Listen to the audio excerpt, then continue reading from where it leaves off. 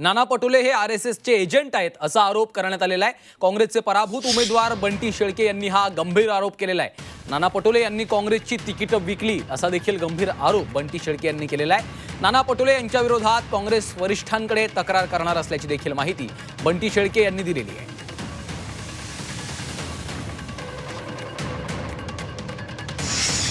सोबत आहेत काँग्रेसचे मध्य नागपूरचे पराभूत उमेदवार बंटी शेळके। काल मुंबईमध्ये काँग्रेसच्या पराभूत उमेदवारांची बैठक झाली आणि त्यामध्ये त्यांनी काही आरोपसुद्धा केलेले आहेत। नेमके काय आरोप आहेत आणि काय म्हणणं मांडलं पराभवाच्या मागे, आपण त्यांच्याशी बोलूया।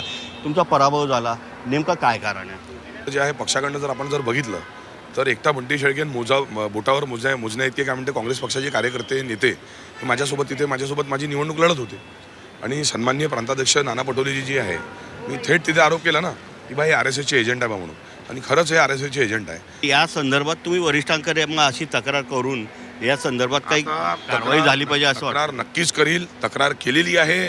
कारण की आता महानगरपालिकेच्या निवडणुका आहे, ज्या पद्धतीने नाना पटोलेजींच्या नेतृत्वामध्ये आपल्या महाराष्ट्रातल्या काँग्रेस पक्षाचा विल्हेवाट जी लागलेली आहे, आता कुठं ना कुठं साधारण कार्यकर्ता जो आहे, कारण की या कार्यकर्त्यांमुळे काँग्रेस पक्ष आहे, काँग्रेसच्या मोठ्या नेत्यांमुळे काँग्रेस पक्ष नाही आहे, या काँग्रेसच्या कार्यकर्त्यांमध्ये जे आहे कार्यकर्त्यांमुळे जो आहे काँग्रेस पक्ष आहे। आता त्या कार्यकर्त्यांची निवडणूक आहे, त्या कार्यकर्त्यांच्या निवडणुकीच्या वेळेस महानगरपालिकेच्या ज्या तिकीट आहेत त्या नाना पटोलेजींच्या माध्यमातून आणि नागपुरातले त्यांचे जे शिपेसलार आहे, प्रस्थापित जे काही शिपेसलार आहे त्यांच्या माध्यमातून तिकिटा या वाटल्या नाही गेल्या पाहिजे, तिकिटा ज्या आहे त्या चुकीच्या नाही वाटल्या गेल्या पाहिजे। खरा कार्यकर्ता जो आहे, खऱ्या कार्यकर्त्याला ज्या त्या तिकिटा मिळाल्या पाहिजे आणि काँग्रेस पक्ष हा नागपुरात जे आहे महानगरपालिका काँग्रेसची बसली पाहिजे। त्याच्यामुळे जे आहे मी आता आपली कंप्लेंट करणार आहे। व्हिडिओ जर्नलिस्ट सनी पासवान, मनोज कुलकर्णी, जी 24 तास, मुंबई।